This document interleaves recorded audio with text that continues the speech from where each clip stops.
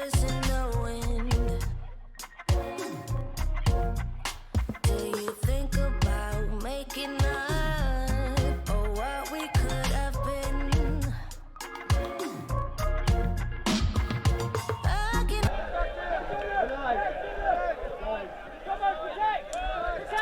Good morning, everybody. Welcome back to Elite Invite here in the beautiful surrounds of Leuven in Belgium.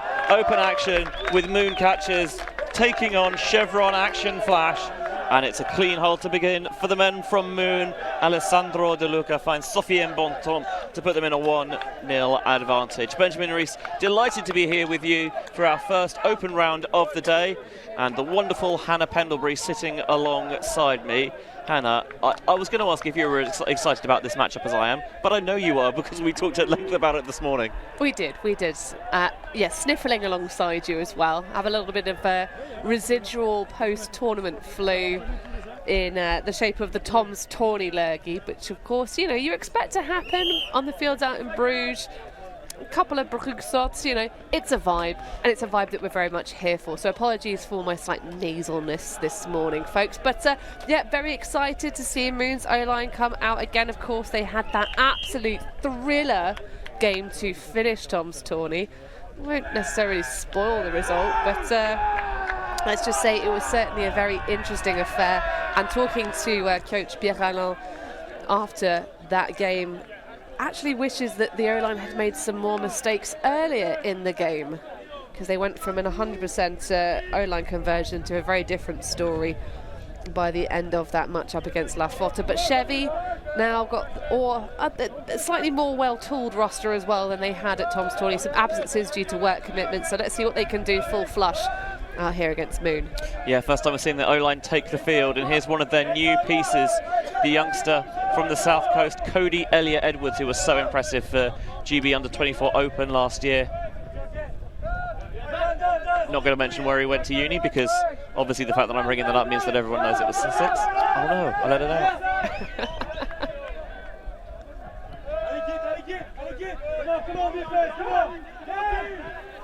Now towards the far side, a bid comes through. Not quite there, and then the high release over the top, just about squeaks it. Well collected, but trying to trap them on that line. Josh Kime wants a reset, but instead they're just going to go a little bit shorter to Cam Weir. Now Kime back to Weir, who's opened up a little more lateral space for them. Out in front, the lefty Weir finds Sweetnam.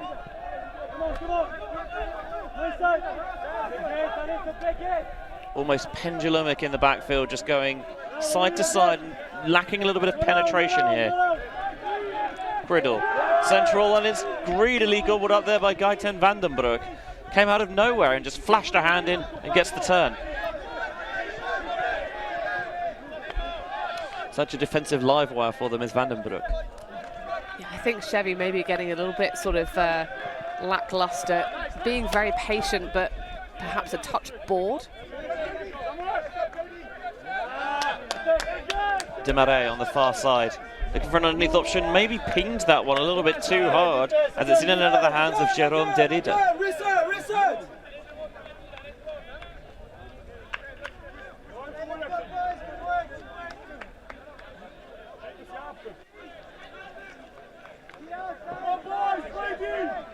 So second chance on this point for Chevron to get on the board. Sweetnam runs a little 1-2 with Criddle, begins to clear out. There's a swing open to the metronomic Hodgett. Hodgett opens it up, a little bit of inside-out shape on the backhand. Got a target he likes deep, but a really good bracket applied there by the dual defense from Mooncatchers.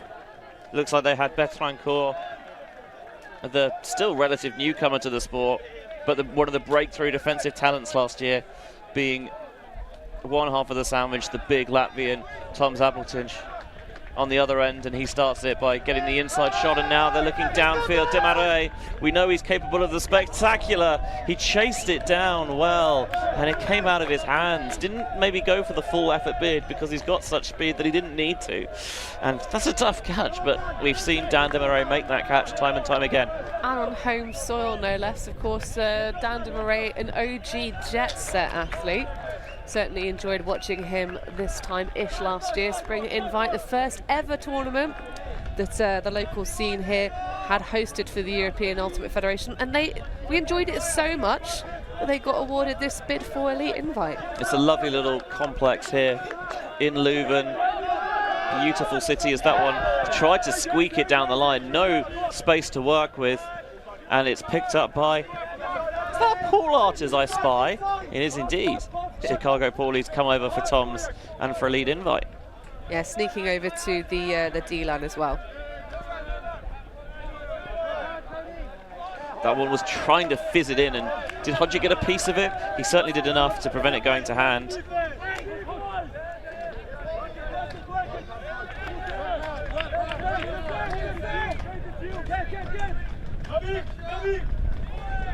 Certainly this high point's been a lot more of a struggle for Chevy than it was for Moon. Now Cam Weir trying to put it on a rope. Oh, in and out of the hands of Elliot Edwards. Demarais put just enough pressure, and Elliot Edwards has his hand up in apology. Yeah, it's really interesting because actually you didn't really see Elliot Edwards make any errors at Tom's tourney in the end zone. Extremely reliable. Most of Chevy's O-line points seem to go his way or Cameron Weir. But of course, as we mentioned already, there are a couple of extra pieces in the puzzle for this Chevy side. Of course, rightly prioritising Elite Invite over Tom's tourney.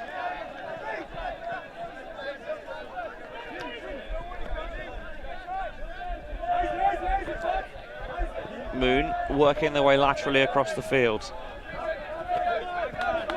Derrida just studies himself and avoids getting a bump on the way through. Low, but picked up by Demarais. And a stoppage downfield, a pick, I think, in the centre. A welcome break for all the athletes, I think. Lots of folks bent over. This is turning into quite the elongated point. Mooncatchers looking to wrestle an early advantage over their English opponents. Artist tracks down well. Now putting a little bit of float on it. Criddle was there. I thought originally it was actually for Abeltinge on the up line. He pulled out, but Criddle did the right thing. Didn't leave it to chance and was there to smother it away. Yeah, long time Air Badger and Devon player before starting his career with Chevron Action Flash for Criddle. One of the things that Chevron have done well over the past few years is really collecting those youngsters in the UK. You come through the various kind of storied school programs, your Air Badgers, Evolutions, your Fluxes, and integrating them into part of the setup. This time Sweetnam absolutely bangs it. He wants Elliot Edwards again. Usually such a reliable deep threat. That time too much pressure from Betancourt, especially with the disc fading out of that far sideline. They haven't quite found the range on those. Which is surprising, Benji, because the wind just has not arrived today in Leuven. It is exceptionally calm conditions. As this one goes, well, this is about an 8-minute long point now. Yeah, it's turned into a bit of a meat grinder, I think it's not unfair to say. Maybe that's not unexpected. First game of the tournament, you know, I think everyone is well aware of the quality of competition here, that it can take a little bit of a while to settle down and get into a rhythm. Well, it's a relatively young O-line for Chevy. Lots of athletic people who can play defence and recover points. Paul Arters has Jan van den Broek coming underneath a little bit low, gets the hand underneath it. Sees the seam for the inside window through to Abeltinge. Break continues to Demarais. And Demarais says, enough of this, let's get ourselves sorted out and we'll take the time out. Seems to make a lot of sense to me. Lacking a little bit of rhythm, both Chevy's O-line and Mooncatchers D-line. We'll see whether they can get themselves sorted when we come back.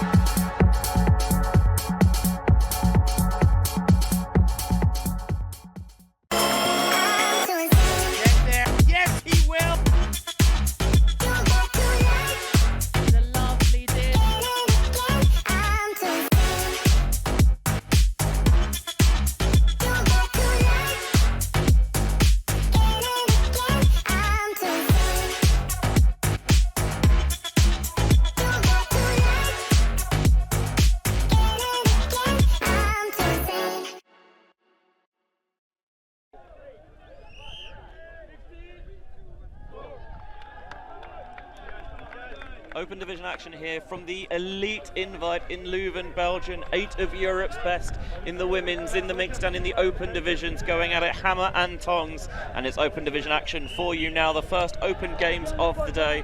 We've got Mooncatchers versus Chevron Action Flash. Mooncatchers with a 1-0 advantage and looking to break here to take a 2-0 lead.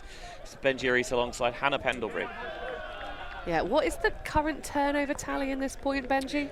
4 for Chevy, 3 for Moon, so back of the napkin maths, that's 7 overall. I'm glad to see that the British school system was able to instill the basic arithmetic in you, Benji. Unfortunately, I learned that all at home. I learned nothing at school. Nothing. That one all just about to démarrer. Elliot Edwards breathing down his neck. That's a firepower matchup. And absolutely launching it, Bertrand Cour. I thought he was going to run out of room, but a tiny little bit of showboating at the end, and Mooncatchers bang their way out of it in typical Moon fashion. That's a break. It's 2-0. The timeout works a treat. It really did. Just something to kind of settle and perhaps discuss a play that they wanted to run. That one seemed a bit more like it. Bertrand Cour just using that speed. You can really tell, especially in this Belgian side, a couple of these athletes, the way that they move are ex-soccer football players. Of course, we back home just call it football, and most of Central Europe too, but just in case, just to clarify, we do mean the beautiful game. One of the beautiful games. I will say, watching these sides this weekend in full flow, it looks a mighty pretty game to me. I'd give it a bigger compliment than that, is my thing, Benji. But no, nice to see that one though get finished off, and as a bit of a break, we're now going to see Chevy's second variant of their O-line. Some of the younger lads coming off in favour of more experienced hands. You've got Steve Colthammer and Callum Spears. Yeah, Steve Colthammer, just the 41 years young now, but Hodgett is staying out there, as is Kime. They've got that big wide swing available, so why not take it? Kime putting a bit of air underneath it. Oh, defender closed the back door, did Bertrand Cour. It floated a little bit. Criddle tried to pluck it out of the air, but Bertrand Cour doing a very good job defensively there of just forcing him on that inside line and not letting the disc go to hand. Yeah, really solid pressure. I mean, you know it's going to be a difficult matchup with Mooncatchers. They have a great pedigree coming off their last couple of campaigns, and they just seem to add more talent every year. Another one of their young Italian starlets, Liam Crisafulli, to get the D-line going. Obviously, we've seen his teammate Alessandro De Luca on the O-line as well. Nicolas Hockey goes back to Crisafulli. Chevron doing a good job of being proactive and switching downfield to try and prevent those free players. It's a little slight misread on it, and that allows Camware to go up and get the block. Receiver slowed down, and Camware had a really good beat on that one. Hodgett has Spears, clears through. Kime with that low release to Colthammer. Colthammer uncorks it. We know he's got a big arm. He's looking for the back of the end zone. And unfortunately, it goes through the back of the end zone, and Criddle doesn't have a chance. Yeah, that's such a shame. He had really fantastic separation. Just a little bit too much of spice sprinkled on the throw from Colthammer.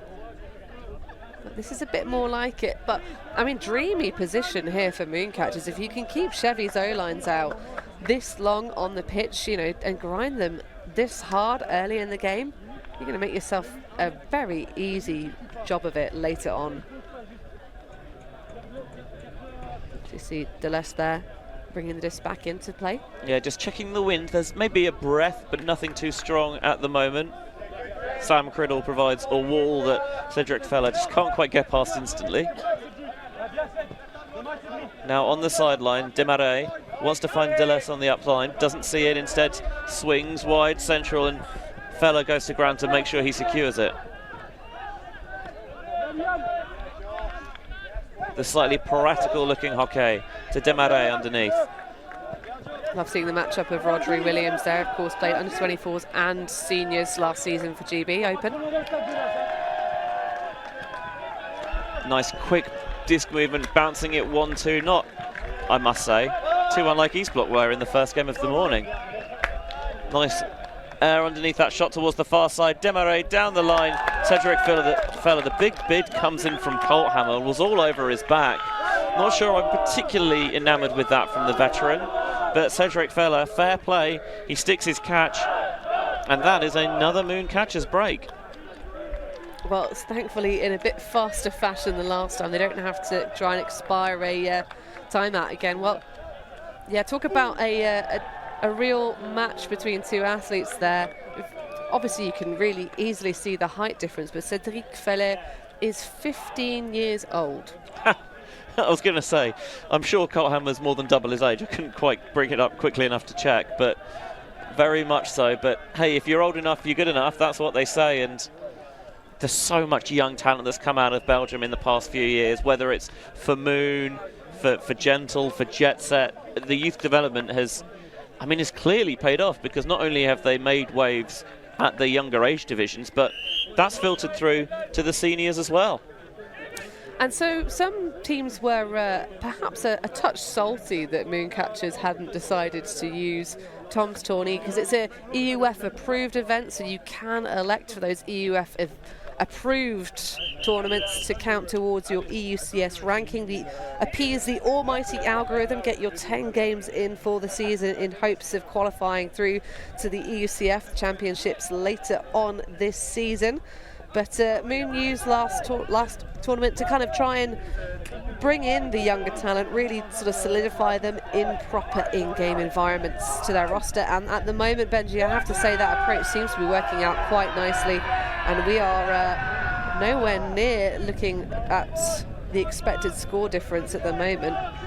Well, the most recent word from Ravi Vasudevan was actually that the expected score calculation might have a slight little bug in the system somewhere, but as it stands at the moment, it said 15 to Mooncatchers and 11.87 to Chevron. And yes, I know that you can't score fractional points, as that one put deep, just over the head of Fella. And Cody Elliott-Edwards, who has been such an engine for them downfield when he's been on the pitch, finally gets Chevy on the board.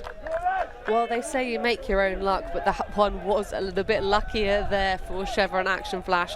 That one just sneaking over the fingertips to make it to Cody Edwards. I think he might have actually got a tiny, tiny little piece, but evidently not enough. Oh, well, you can still catch a little bit of friction while you sneak past something. You know, I could sneak past you in a corridor or in the night time like a cat burglar. But yeah, it's that little bit of touch wasn't quite enough. But this time, Elliott Edwards not being tested on his vertical battle. So we'll have to see if he can re-secure himself, as his reputation, as we already said, last tournament was all over the end zone for Chevron Action Flash. Yeah, if you don't find a way to shut off that deep space for him, he will take it, and he will make you pay for it. Interesting to see him coming across, of course. Last time we saw him in Leuven, it was playing with Smash D. But yeah, a couple of younger players coming through for Chev as well this season. We'll maybe get a chance to talk about some of them. And that pull from Chevron, you could see what the plan was. Get the edge, take it back in bounds, but it never quite worked. And they're actually going to elect to take it from the brick mark here is Ben Yonkers. Side stack on this near sideline.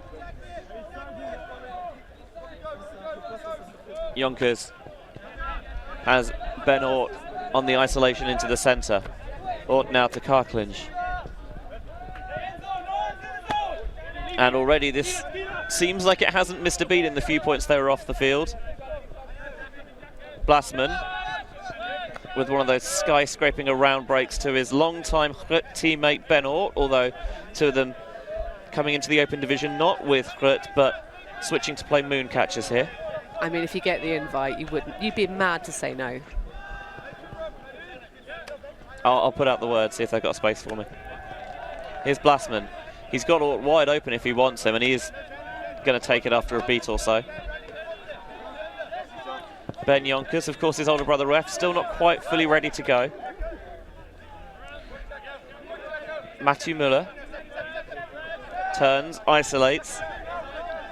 Works it past Allen to Yonkers. Slashes across the field. DeLuca delivers. Looking for the low. Oh, he was not frustrated. He was frustrated that he did not see something he liked. That's a great catch from Alt, under really good pressure from Ben Hall. The two Bens going up against each other, and Alt with the simplest little flip in. And Blasman continues to stuff the stat sheet for Moon, just as he did for Grit. That's 4-1 now. It's really interesting to me, Benji. We've talked about the low, well, I mean, at this point, 0 win conditions. You'd be struggling to fly a kite at any point during the course of today, I'd wager. But in terms of the way that the Moon O-line was throwing at each other there, they still were putting so much pace onto every single throw, which to me speaks to the fact that they are perhaps mindful of what happened to them in their last game on our live streams as an Ulti TV outfit, certainly, where perhaps some of those throws were a little bit too soft, not quite making their receiver before the defender had a chance to intercept. But it also speaks to me of the fact that despite the fact that there is no win right now, they are throwing as if there is a breeze. You put that pace on those discs, you really sort of launch them at each other. Yes, it maybe has the chance of bopping out, but every player watching the disc into their hands, and thus far, an O-line conversion record of 100% again. Mooncatchers, one of their strengths as a side is that they are so consistent pulling the disc, and they force Josh Keim to catch right at the back of his own end zone. They have, however, just about escaped that front line. Hannum, just with a little pop backwards to Keim. That one's a riser, great catch by Elliot Edwards. Looking, I must say, way before his time with that 90s style mullet. Business at the front, party at the back, which you could argue is not a bad offensive system either, I guess. And a solid description for Elliot Edwards, I'd wager. Showing the hammer, he wanted it, but it wasn't there for Criddle. Keim finds the soft spot for Sweetenham. It's been a slow matriculation of the disc down the field. The bid from Veteran Court doesn't get there. I wonder if that will just increase that mental pressure. Keim follows through, Hannum instead.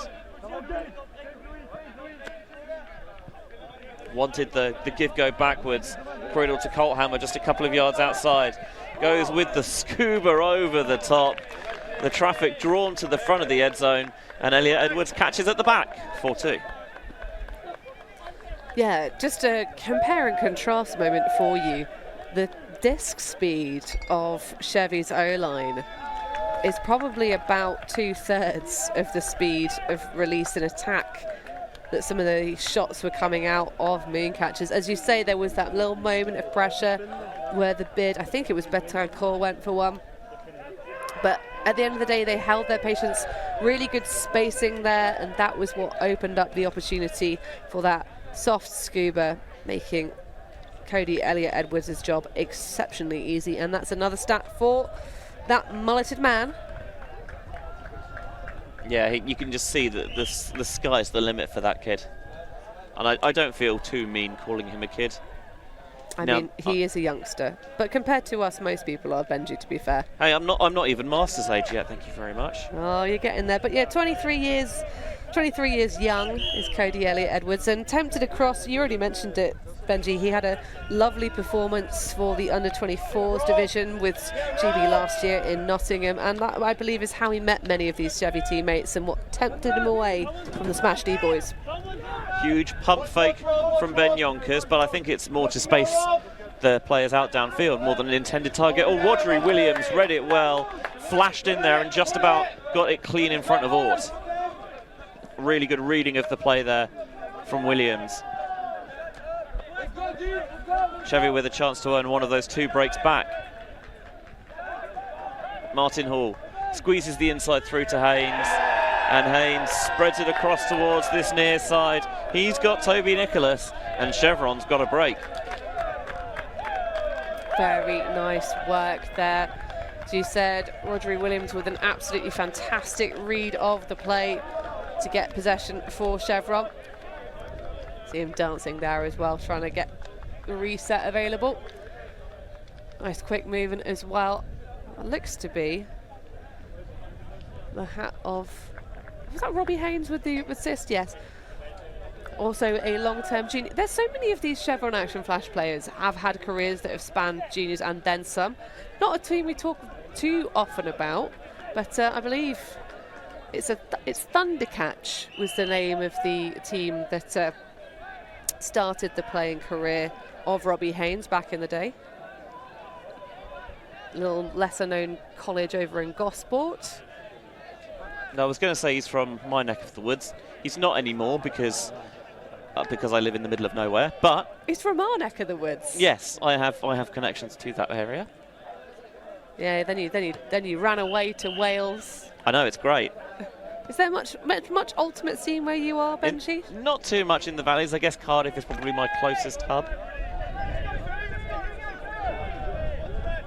I might start teaching the cats to play. Here's DeLuca. Having been broken, looks like Moon just sticking with it, sending the same 7 out there. Blassman powers up line. Demonstrative fake of a deep shot. But they're really zipping it around now. Yonkers has got the free bit. Has he? No. Rodri Williams again. Just saw the opportunity there. The poach came into the centre.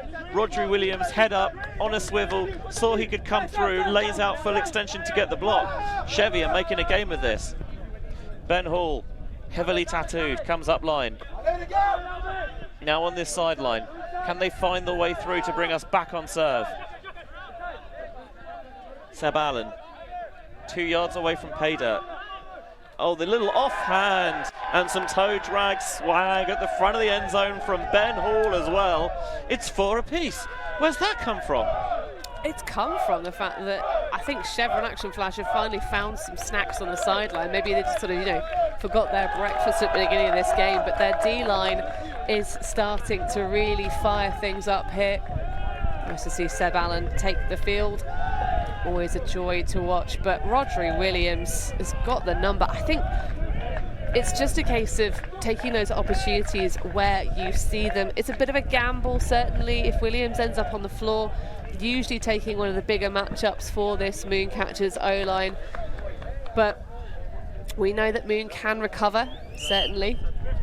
I will say it's also really nice to see Ben Hall out there playing himself, because over the past few years he's been a huge influence coaching Bristol's women, and he was part of the leadership team for GB Open as well last year, even though again couldn't quite get out there on the field. And sometimes you forget what a dynamic player he can be. And just such a nice person to just be around. I must admit, I don't think I've spent any time with him whatsoever, but I've not heard a bad word.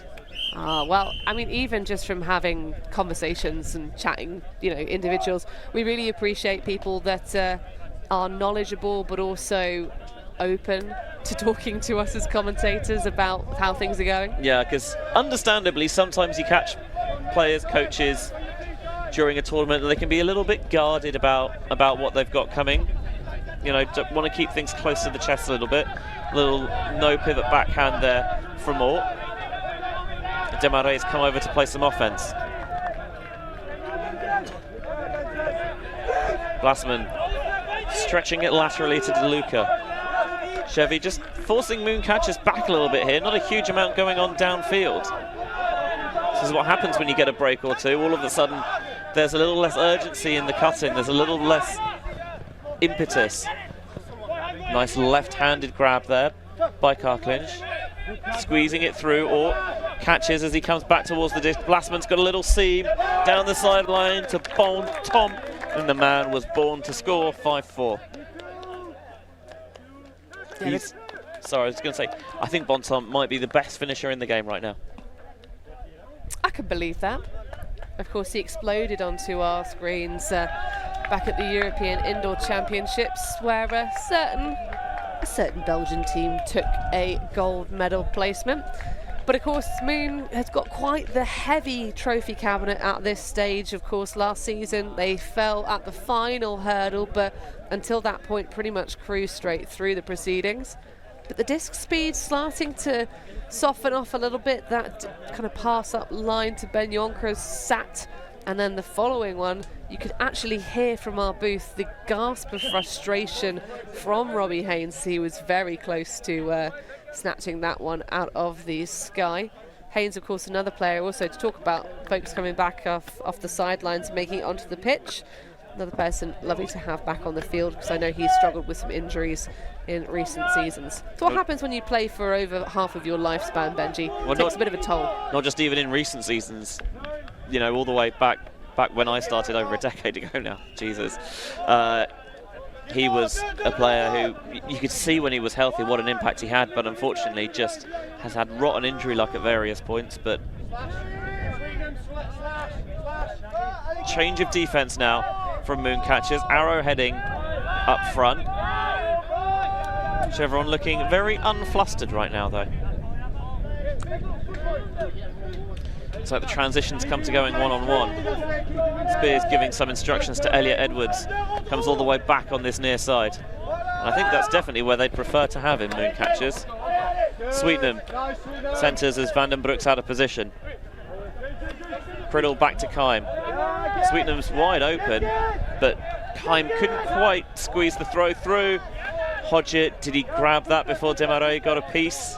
He thinks he did. Well, maybe let's have another look at it while they discuss.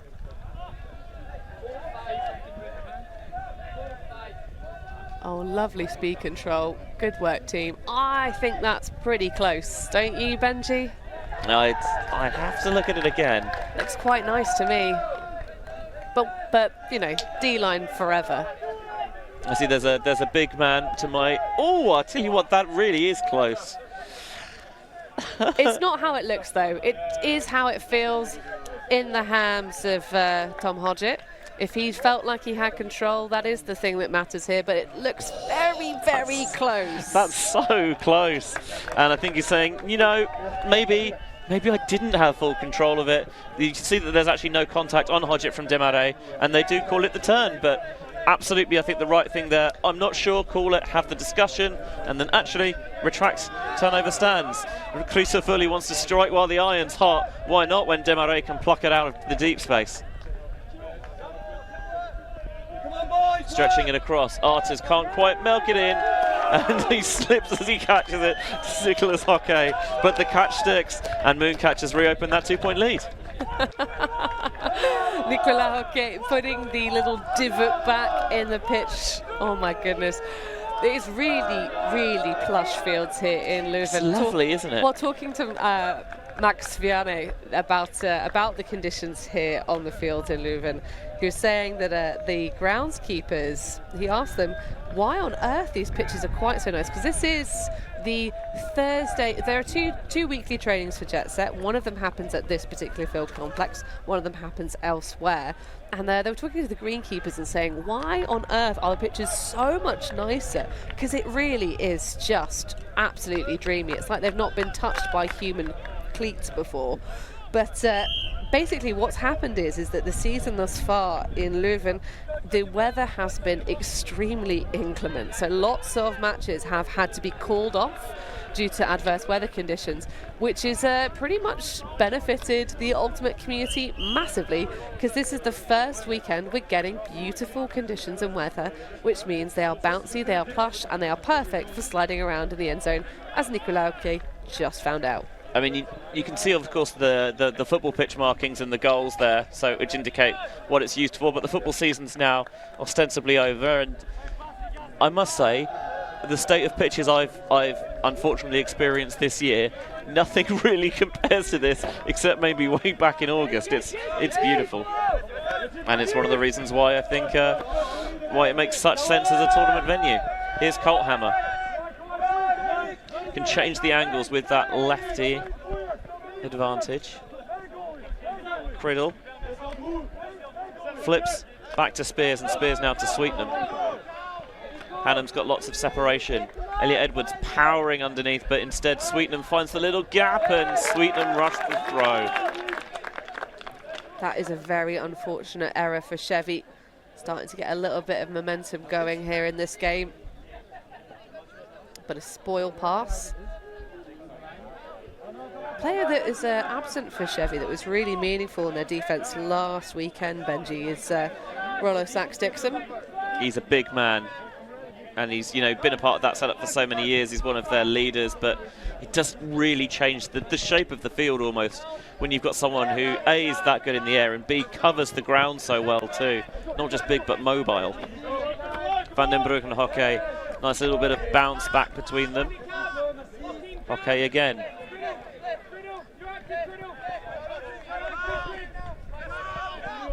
Curls it round to Deleuze. Okay, tries to find that space. And Deleuze, you see him draw Spears all the way around on the mark that opened the space for Abeltinge. Mooncatchers just taking their time. They want to make sure they can punch in this break because we've seen Chevy go on a three-point run already this game, so we know they can do it again. Oh, a little bit too casual. Abeltinge trying to connect with Van den Broek, and it's back in Chevy hands. Criddle opening it up, looking for Spears towards that far sideline, and the far sideline says no. Well, I think the far sideline says, yes, I'm open, throw to me. But, yeah, not the best execution of that throw. I like the idea. I like that quick counter-attack. I mean, you don't need to play Huck and D in these conditions, but certainly yardage is good. And, yeah, just Mooncatchers D-line getting a little bit soft, and that flobbly disc that just almost magnetised its way into Steve Colthammer's hand. That is, by the way, the first time we've seen Mooncatchers D-line turn the disc over. They were able to get it back. Abeltinge will pick up once more. It's become part of the furniture now at Mooncatchers. Although his French is apparently not completely up to speed yet. But with the number of international players, they now only have practices in English, which was not the case the first year that the Latvians came across to play for this Brussels roster. I mean, I'm sure his French is better than a lot of the Belgians' Latvian. That's a fair point. Okay, and fella, I mean, they're wide open, so why not just bounce it back and forth? Absolutely, good awareness. Love to see it.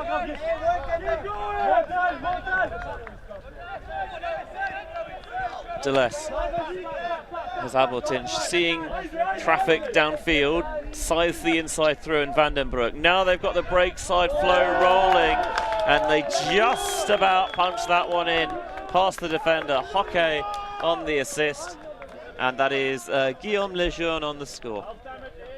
What? Wow. It's good, wasn't it? It was good. I kind of deliberately lent into the miscuing from my own mouth, but that was quite the action man role. I mean, playing Ultimate in a bucket hat like that, you kind of look and you think, maybe it'd be kind of like chill, it's got trackies on. It's not the most like, I'm going to absolutely athletically ruin you type look. But the little 26-year-old Guillaume Lejeune started playing with Diabolic Heaven back in the indoors days, and as Jet Set chap as well, been playing for 10 years since he was 16, so picked up the sport in his teams. But yeah, absolutely just a spinning top in the end zone there. Excellent work to not get ground stripped. And yes, you see on the back of his jersey, Fella, but that is because Arthur Fella still long-term injury, so he was training though this week. We got a little. Yes, you were doing a little bit of scouting and intel earlier this week in between Tom's and this weekend. So we went from Bruges to Leuven via a little stop off in Brussels. It was fantastic. We got to enjoy the atmosphere, the Moon Cup Mooncatchers dual training session. But yeah, maybe on a pitch near you soon. Hammer unleashes the space, and now Mooncatchers trying to get set back on again, leading Hodgett. Williams, who's been such a spark plug for them defensively, comes over to the O-line. Wanted it back, and he's going to get it as well. Hodgett wants the give go up line. Seb Allen again. Been Chevron for so long, and such a key piece for them. Allen finds the break side space, and Hodgett, well, normally he's a distributor, but in stride, in flow, in the end zone for the score. Well, even if you're a handler, it's about adjusting, and if you have enough folks back, there's no point clogging up the space. You might as well go to the end zone where you can, that is where the goals are scored, so I believe. But that is really fantastic vision, in-flow work from Seb Allen to identify Hodgett at the back of the end zone. Hodgett, of course, wasn't there last weekend. I did my intel, Benji. I looked at the roster and said, there are some names here that are different. I would expect to see that I am not seeing. Yes. But, a couple of young chaps coming across this season. Unfortunately, no Ben Wilson. He's got a torn ankle. Ouch. So big shout out to him. But I'm also really enjoying some of the vibrant hair colours on this Chevron Action Flash roster. Yeah, all au natural for most of them as well, I think. Oh, 100%. We love to see it. Although hopefully they've applied their sunscreen, because our own red-haired wonder on our Alti TV cruise on setup day yesterday ended up extraordinarily pink for me. I can definitely foresee that. Stylish Alti TV sun hoodies at the ready. Trying to slow down this Mooncatcher offense and get it out of rhythm by playing some zone to start. But Carclinch lays one down the line for Yonkers. No continuation. Turner closes in, but still Ort gets it, and then gets it back from Bontemps. Oh, he's put a lot of air under this one, but there should be space for Matthew Miller. Oh, he misread it, and then it dropped down, and he made the adjustment for the score, and Mooncatchers will go into half with an 8-5 lead. Yeah, all smiles for Muller. Such an enjoyable athlete to watch play. Really dominant for Mooncatchers in the end zone. Not one of the kind of, huge powerhouse names coming out, but just does such great work. Get a little bit of a finny there from the back of Robbie Haynes' head. He's so consistent, is Muller, that he's just really helps things ticking over, and he does a lot of the unselfish work that maybe doesn't draw the plaudits of a Desmarais or a Bontemps or a Benort, but he really just keeps things working. Indeed, and obviously originally from Flying Penguins back in the day before joining the fold of Jet Set, and now Mooncatchers. But of course, his career highlight so far is the gold medal last year, because he's on the open team for Belgium as well. He was indeed. That open team captured gold over Great Britain in the finals, and of course some of these Chevy players might be holding that somewhere, have a little bit of a chip on their shoulder that they let that one slip through their fingers, but the Belgians were worthy winners out that week. And they'll look to follow up with more silverware here. 8-5 Mooncatchers leading Chevron at half-time. Come on, break!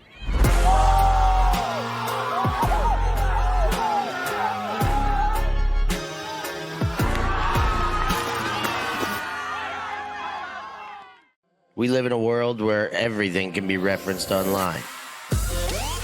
Imagine if the greatest moments in our sport were never filmed. Eurodisc continues to do what it takes to make free-to-watch live streams a reality. Let's leave nothing to the imagination. We'll consume the action live, and we'll support those that help to make it happen. If it wasn't streamed, it didn't happen. Eurodisc. What a grab! Oh my! Somehow they do it!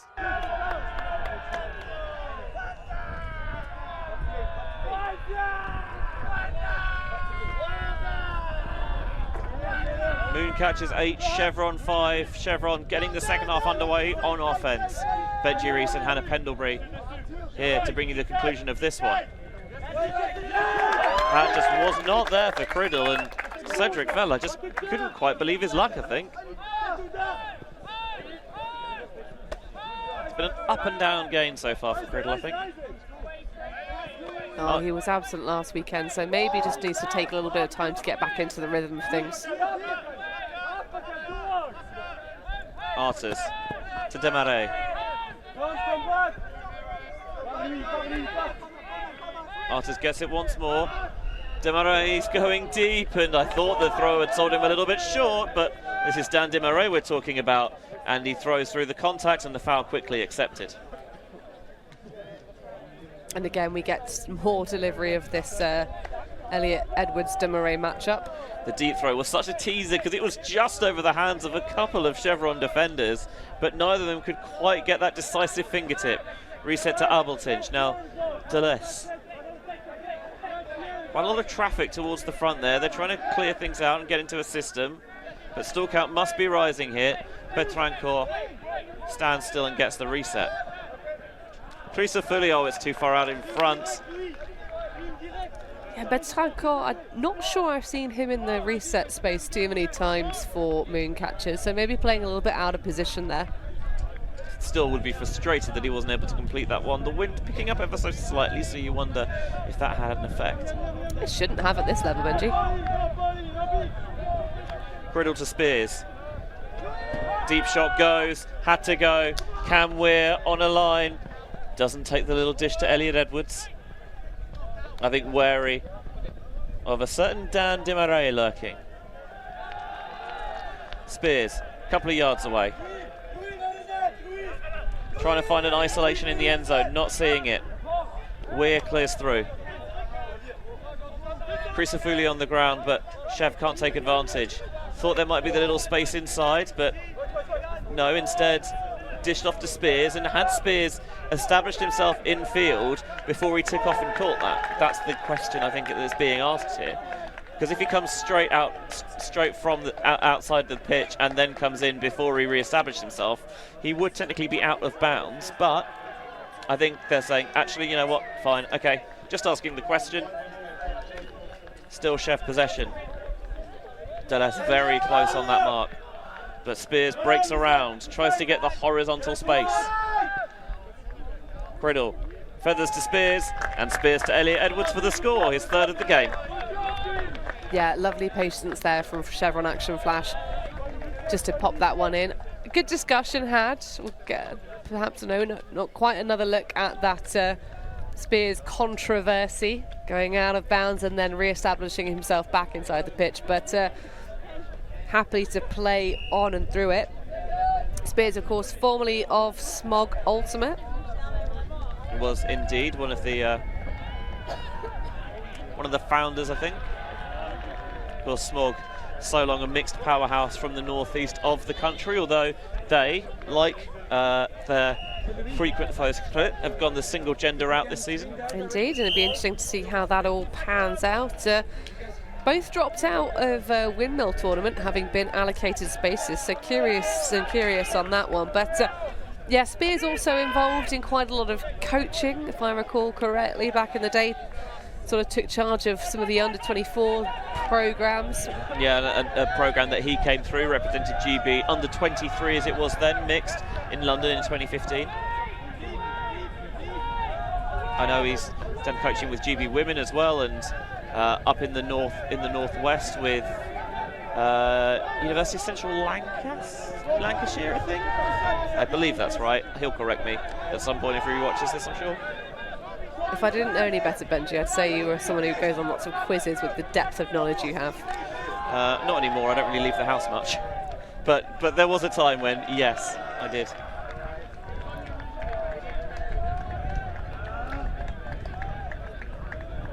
Ben Yonker is coming off the field, being replaced by Dan de Marais. A little bit of a stumble there. Hopefully he'll be all right. Yeah, just feeling his right ankle a little bit. But hopefully just a twinge, maybe he rolled it slightly and nothing more. It's never nice to see players have to come off injured.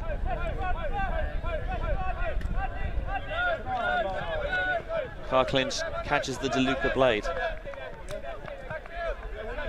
DeLuca, oh, I thought he'd be able to get that, but he wasn't, and this is a gift really for Chevron. Quick pickup on the end zone line. Backhand break around into the hands of Haynes. And Chevron are closing it once more. They are determined to make a game of this. They really are, Benji. The slow start from their O-line was a bit disconcerting. Well, that one just bobbled out. There you go, ground strip from DeLuca there. He did have disc in hand, but just couldn't quite hold on. But I love that quick attack. Was that Williams that picked up the disc? Pretty sure it was. It was indeed. So an assist now to go along with a couple of blocks he got earlier. He's been huge for Chevy's D-line. I mean, he always is. There's a reason why he was able to do the double. under 24 and open seniors representation in the same season, getting that call up. He's been playing Ultimate for longer than half his lifespan. He's only 23. He is only 23. Honestly, they start them so young, and that's brilliant. That's exactly what you want to see. I think. I appreciate that I have a slightly vested interest in this as a Brit, but I think at times maybe they've not had the same pipeline transitioning talent all the way from schools through the youth teams up to senior level, but it's good to see players like Williams making it stick. It's really interesting to see how you can encourage players, especially when you have a small youth scene. How do you keep things meaningful when they are a lot better than some of the other people they might be competing against? You see a lot in other sports where people play up a couple of age divisions just to make sure that you're kind of getting that quality of competition. Ben Hall flies through on the bid, doesn't get there, but does get Matthew Muller. Well, that's the second tender ankle we're seeing for Mooncatchers. Unpleasant to see this one come out of contact.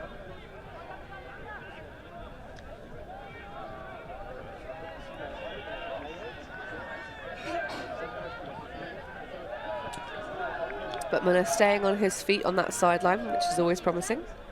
Yeah, they are going to sub on Chicago Paulie, as he was famously called in an interview last year. Paul Arters. That one, no, it's too far out in front of Blassman. And that substitution evidently did not work as Mooncatchers had planned. Not sure I'd say too far, just didn't think about it in time. And the deep shot on the money for Chevron. And it's another 3-point run, and they're level again. It's 8.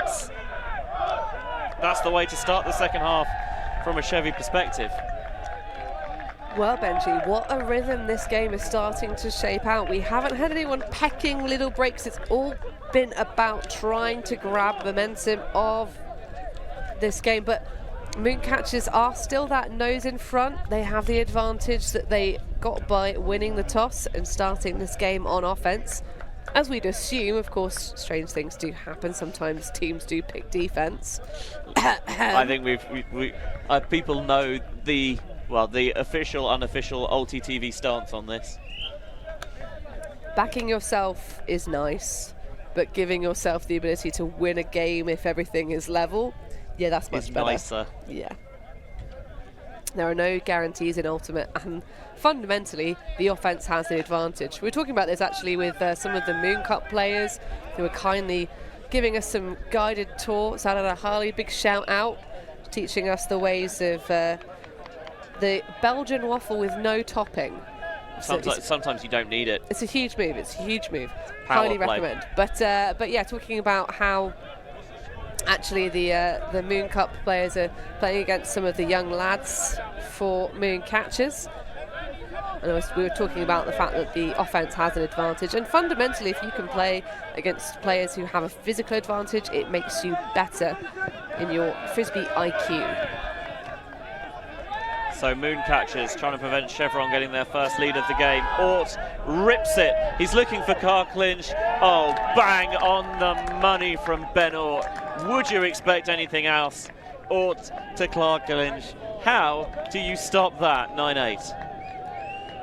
I have some ideas. They involve a crowbar and things that you cannot do legally. All right, Tonya Harding, settle down.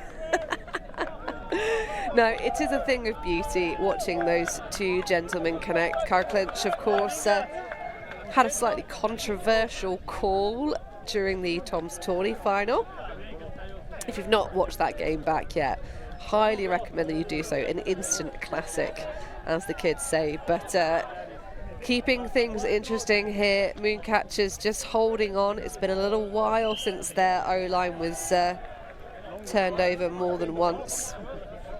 So they're going to have to just think about the recovery when those mistakes and errors do happen. Demarais wrenching the disc deep from the pool, curling it back in bounds, well fielded. First pass goes to Spears. Kime wants the return and he gets it as well. to Spears. Criddle double cuts into the centre. Mooncatchers defenders flood the space and Criddle goes flying, but he comes up trumps. Sweetenham now. To Kime. Just looking to steady the offence. Elliot Edwards centres. Sweetenham pointedly gets it around and then Colt Hammer slides. So you're going to try and squeeze it down the line to Kime. No, instead Spears. Couple of slightly dicey passes this possession and then a bit of creativity from Colt Hammer, and Spears is going to follow it up as well. A couple of times they've pulled that trick. The traffic floods to the front of the end zone and there's a player just leaking his way towards the back. Elliot Edwards this time again, and that's 9s. I'm really enjoying, Benji, the way that Chevy are being pushed but also responding to the call from this Mooncatchers defence. That overall final pass, yes, much easier after some smart spacing on the pitch, but the flexibility with which these athletes are happy to play, you know, they're not just role monkeys. They're not just saying, oh, I'm the end zone person, oh, I'm the, you know, deep cutter, I'm the undercutter. They are truly rotating through and doing so with relative ease. Shout out to some of the catchers, though, really having to play on the outer edges of their offense, and that is what a good defense will do to you. They will make you move out of your preferred roles because, frankly, you know, Cody Elliott Edwards, we've talked about it quite repeatedly. You want to see that dude in the end zone. Cam Ware, you want to see that guy heading towards the deep space and ripping people to shreds. And I always think the best teams are those outfits where you've got players who can do multiple things, because it makes it so much harder as a defender to work out what's my job here, what am I doing, because you think, well, this guy's going to handle. It's easy. I'll just push him under, and then no, you don't. As ripped again. Muller this time is the target, and Muller tracks it exquisitely for the score. Yeah, I mean, at this level, Benji, every athlete on the field has multiple tools in the set. They do, yes. But it's about your defense and how they can kind of anticipate and shut that down. I think at the moment, the Mooncatchers, they do spend a lot of time reviewing tape, sort of, you know, getting the cheat sheets going. Pierre Alain, not here today, watching remotely from work. I respect the commitment. One of the best coaches in the business, and I'm sure he'll be messaging the group saying, "Oh, we noticed this, and exactly. have you thought about making this adjustment? Here's what you could do better." So the assignments are always there. They always know exactly who they're supposed to be shutting down, how that player likes to play, what their typical, you know, preferred A route is. And so I think that is that kind of advantage at the moment for Mooncatchers defense. Whereas on their O-line, they are getting still enough points where they're getting exactly what they want, and that last possession was a perfect example. Chevron again trying to string together back-to-back holds for only the second time this game.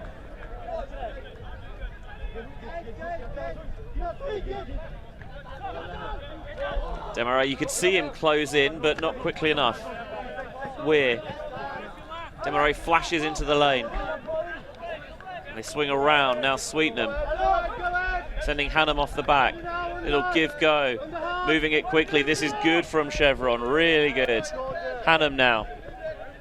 Wants to try and get it off that sideline and does to Hodgett.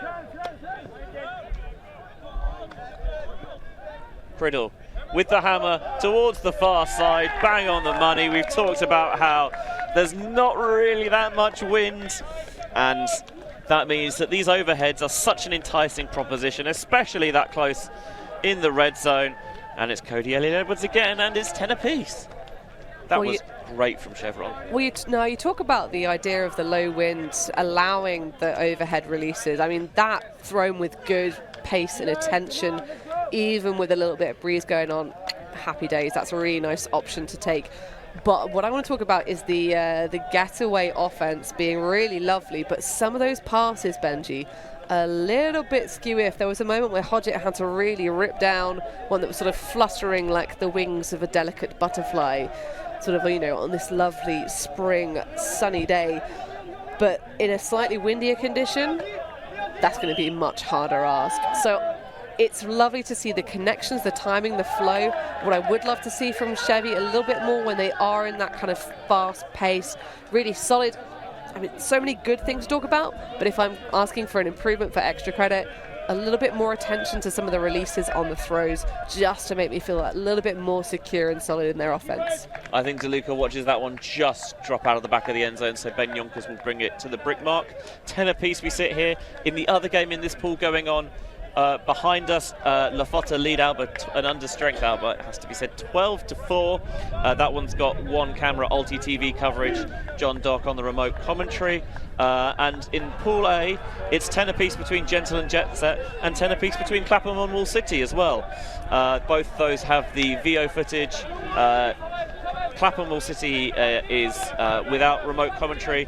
Merritt Trapp is providing commentary on Gentle and Jet Set. It's delighted to be able to welcome Doc and Merritt to the team this weekend, some albeit remotely. And a little bit of monkey see, monkey do for Moon. You can hammer it. Well, so can we. Well, we love a bit of swaz on a live stream. We do. That was really lovely flow. Not quite the same one pass score. So I think we talked about sort of, Moon doing a good job of taking away option A, the initial playbook for their opponents. So Chevron doing a great job in that instance as well. I think a couple of players, it wasn't quite the 2-3 pass score action.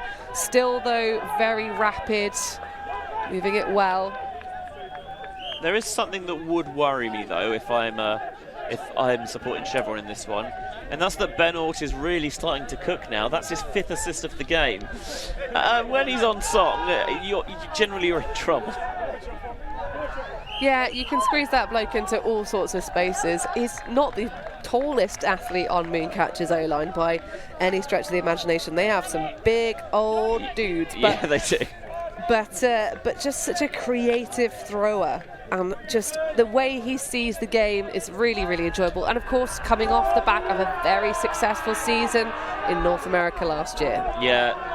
US national champion with truck stop as a beaut of a pull lands right at the back of the end zone. Fortunately for Hodgett, it then bounces out so he can walk it to the front, but that was just inches away from perfection. Perfection we've seen, by the way, on the last 5 points, no turns from either side. Hodgett looking a little bit isolated, zings the hammer to Criddle, winds up, but goes short instead. Why not? If the soft spot's there, he's going to take it. Hodgett clears through. Criddle looking a little bit isolated, but Weir unveils himself on the near side. One lefty to another with Colt Hammer. Colt Hammer looking for Elliot Edwards. Can he get position? Demarais goes over the top, and it drops into Elliot Edwards' bucket anyway. There's a 3-word phrase I'm thinking of, Benji. Do you know what my 3-word phrase is? Something to do with ensuring your receptions defensively. Is that the one? Catch your D's! Yeah, that's the one, yeah. You can see Danda Murray has position. He makes connection with the disc first. It would be so much easier to just catch your D, and then you secure the fact that your opponent's not going to score. But great credit to Cody Edwards, just keeping their heads up and making sure that every opportunity was taken, and that one will put it in the bank. 11 apiece. This is a really fun, engaging, entertaining game, and it's lovely when you have a contest like this and you look at it and you salivate a little bit, and it comes, and then you watch it and it actually lives up to the hype. Well, I have to say, haven't always been the hugest fan of Chevron Action Flash across the decades that they've been in existence, but Nouveau Chevy, I'm a huge fan. I've definitely thrown shade their way at points, and they're now consistently throwing it back in my face, which I love. And Roshery Williams again, his 3rd poach block. He's on an absolute tear. Chevy can take their first lead of the game. Chevy will take their first lead of the game. Mate, regen Chev, all about it. Rodri Williams. Yes. That kid. Again, he's on an absolute tear. He's just been so switched on defensively. Anytime something floats, anytime the spacing's off, he sees the space, he flashes in there, and he's got his just rewards on a couple of occasions. That time punches it in as well. Double happiness with the assist to back up the D. Rodri Williams now 2 assists. Another block, just continues to rack them up. He has been the difference so far in this one. 3 blocks, 2 assists, and Ben Tennant finished it off with the score. Although if he hadn't, Robbie Haynes was there as well. That's the appetite Chevron have, and for the first time, they've taken the lead. Well, Chevy really are a very legit outfit. Of course, UK national champions last season finally stole that reputation off of Clapham with a fantastic final that was very entertaining to watch indeed. Didn't have the easiest time in Wrocław later on in the season. Of course, they finished up 6th overall at EUCF last year, but they are very legit, and I think have just bolstered themselves coming into this season. They were looking good, even with their slightly not like a semi-skimmed milk, but definitely not the full fat squad last weekend. So shape of things to come for sure, as we see huge scenes from Dan Demarais. At this point, it doesn't even surprise you. Demarais putting the trigger, looking for Carclinch towards the far sideline. I don't know if Carclinch has a shot at it. Well, he caught it, and I think he was maybe hoping that there was a potential greatest attempt, but he saw that there was not. And Chevron are dialing up the pressure now. We know that they've had the ability to do it in Europe, although not for a long time. I think it's about 15 years since they've captured their only EUCF, and it was very humorous that for a long time they'd won Euros, but not UK nationals. Great for them to finally get that monkey off their back. And now they're demonstrating, look, we've got that confidence, we've got that belief. We are going to be right there at the thick end of things, at the thick end of the season.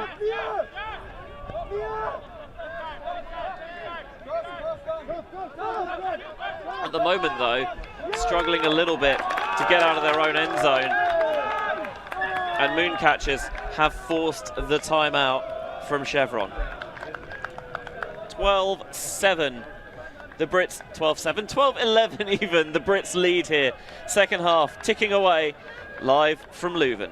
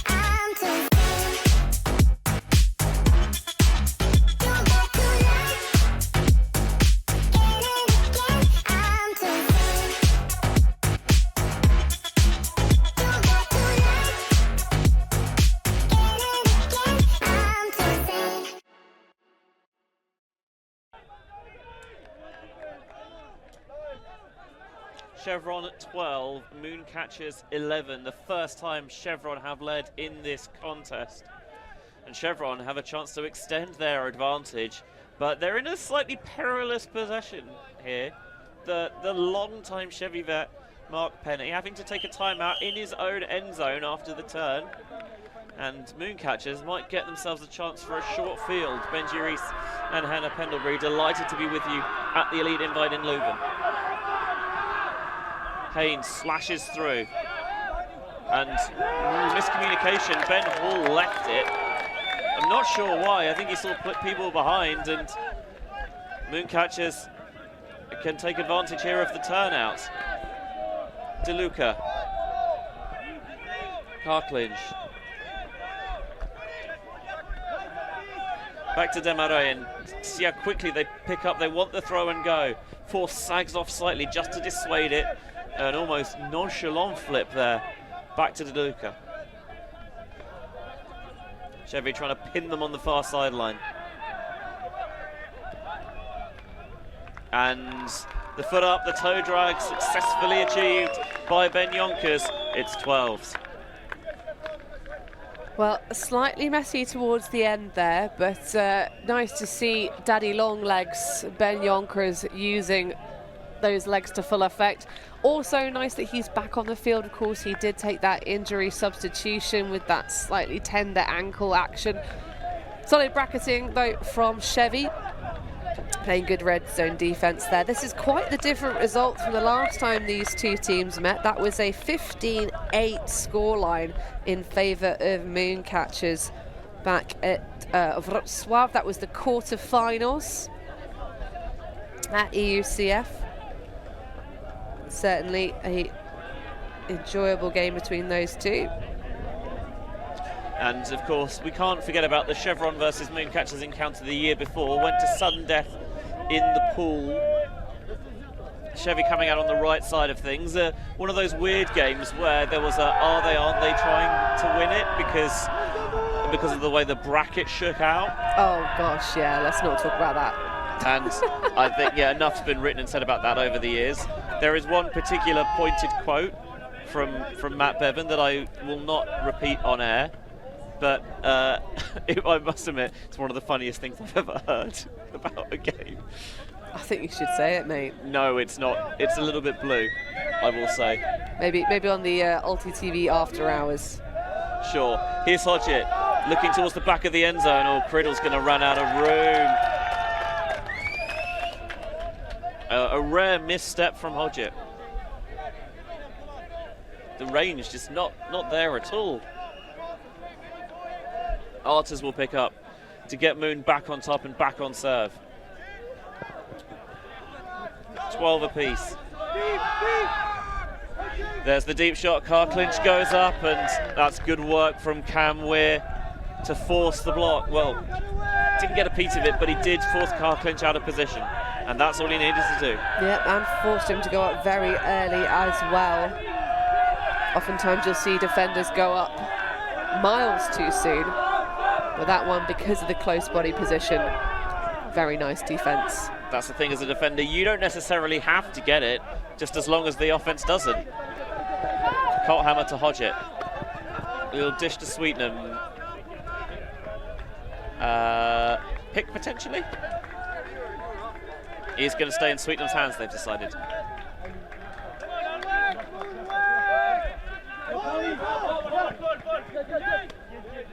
Sweetenham to Hodgett. Sure, he'd be desperate to make amends, but generally a pretty level-headed guy, so just be thinking about taking the open option, making good decisions. It's weird, dishes off to Sweetenham. Sweetenham sees the space, sees the blade, good vision there, finds Cam Weir, and Chevron wasn't clean, but they did get the hold. Yeah, bookends there for Cameron Weir. Really, again, I'm so enjoying the way that Chevy space themselves out on their red zone offense. They don't kind of try and create a giant stack of 6 people in the end zone. They really are mindful of where each other are, and that is what is making those final passes oftentimes in this game so very, very easy. Of course, Cam Weir, the youngster, just 20 years old, enjoying himself a appearance here at the Elite Invite. Of course, Chevron were present in Bern last season, that absolute howler of a windy Swiss venue. Oh yes, I remember now. Just opposite the Wankdorf Stadium, the home of the Young Boys Football Club. Yes, indeed. We are, of course, delighted to be back at the Elite Invite level, where every game is just a banger. I mean, that's the whole point, is the 8 best teams theoretically in each division going at it blow for blow, establishing that early season dominance. And yes, there's also the little tempter of those wild cards as well.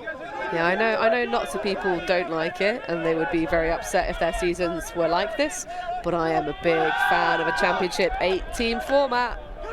Going deep or try to come and sneak round, or did Williams. He looks slightly frustrated, but I think just a tangle of feet, nothing more, and Ort catches the score. Yeah, really solid setup. You can see Kirklinch wind up. Beautiful flick release.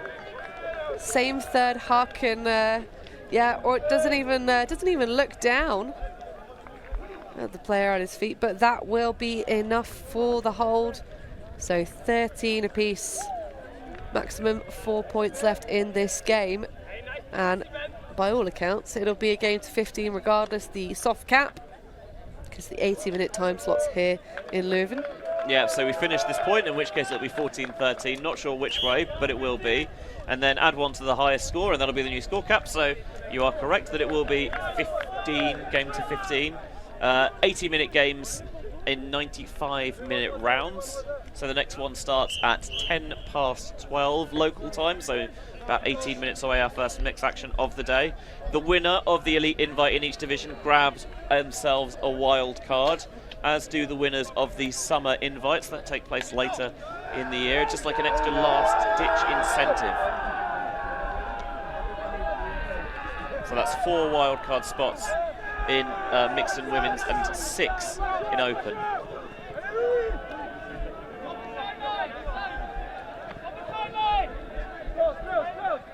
Elliot Edwards, a little bit low, but not a problem for Hannum. Hodgett looking down the line, looking for Weir. Weir was wide open. Who was on him? Chevron don't care. It's 14-13. So game point number 1. It's been a little while since we've had a run of breaks, but it's not going to be needed at this stage in the game. Yeah, with the exception of the other game in this pool at the moment, Lafota are up big on Alba behind us on the Ulti TV single cam stream with John Dock on comms. That's 14-6 last score update I saw. It's 13 apiece between Gentle Jet Set, that one VO Cam Merit Trap on comms, and 13 apiece between Clapham and Wall City. Again, that game is on the VO AI Cam, but no comms on that one this weekend. And the roving cam has arrived on the sidelines, which can only mean good things for the health of our technical setup. Yeah, be able to get those, live reactions, really get to feel it out there with the players. The glamour shots. Yonkers to Demarais. Demarais just about has Bontemps in space. Very tight to the sideline. Turner tries to set up a trap. Yonkers powers his way past. Finds the seam, goes cross-field. Oh, we'll get a lot of room now. Looking towards the back. Demarais got it, and we've got Universe. Yes! Love to see Universe point finishes. I think this will be our second of the day. I mean, that's the shape of our brains right now. I mean, that's exactly what you want at Elite Invite, isn't it? And it's almost what you'd expect.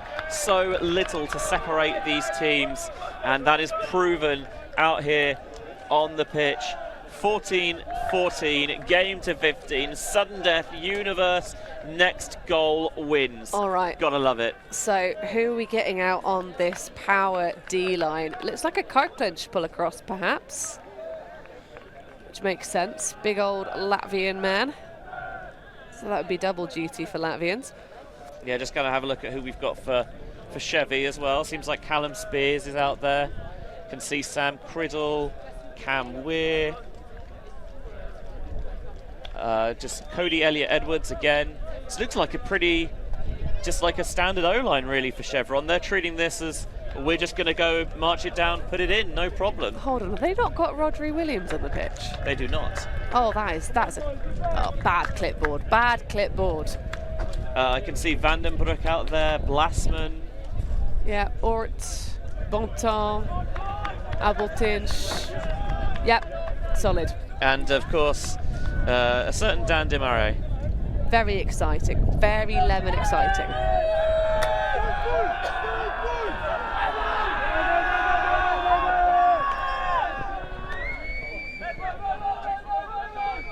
Can Chevron keep their cool? Can Moon find it? Oh, that pass asks a lot of time, and it's asked too much of him. Mooncatchers will get it right on the end zone. That could not have gone worse for Chevy. Oh, I'm so sad. I'm so sad. I was really looking forward to a long, drawn-out point of tussling, but I think just that little bit too much a mental game, maybe. That doubt weighing heavy on the shoulders of Chevy. Ort will pick up right on that front cone. Can they force their way over? Oh, the little sneak through Ort to Desmarais as it was last point. And Moon capture it, breaking on Universe. The sudden death 15-14. What a game, what a win. But what a finish. I mean, oh, Benji, I'm so sad. That game started off really just Chevron getting shaken around like a martini in a cocktail bar. And then suddenly they found their form. They started getting those breaks back. They just were really in it. And then that last point, Benji, we deserved more. But hey, I mean, at the end of the day, that's what you get. It's a little bit of that Moon effect that we're starting to see have that mental impact on teams. Keim has been so solid during that game, but just could not quite come up with the bid after that overthrow. But hats off to Mooncatchers, a deserved win. They held their mettle and pushed through in the last moments. That is why they are one of the favourites, not just this weekend, but all season, to capture their first EUCF crown when we reach the big dance in the autumn. But now they've put a good foot forward to capturing the elite invite crown for the second year running. Final score here in the open division is Mooncatchers 15, Chevron 14. Don't go anywhere, there's so much action to come here at the elite invite. We're into our first mixed division action.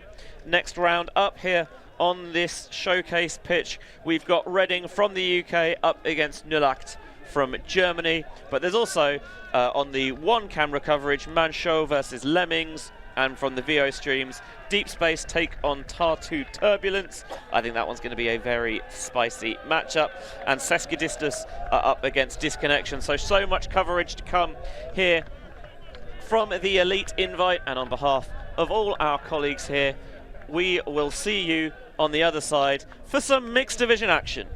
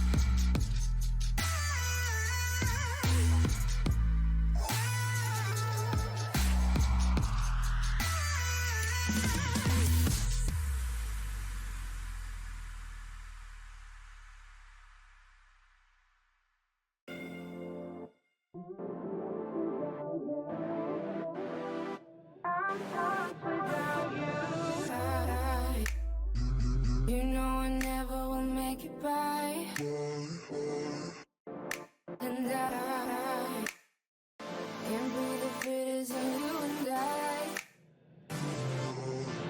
and I won't make it without you by my side. I can walk, can't stand, can't talk, can't fly without you. I'm so lost without you.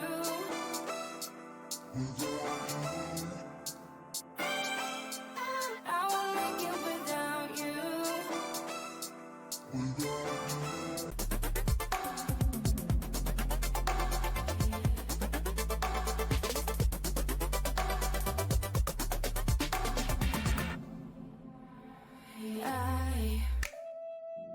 I don't care what the others say, and I still think of you night and day, and yeah, I've lost my way, I can't walk, can't stand, can't talk, can't fly without you. I'm so lost without you.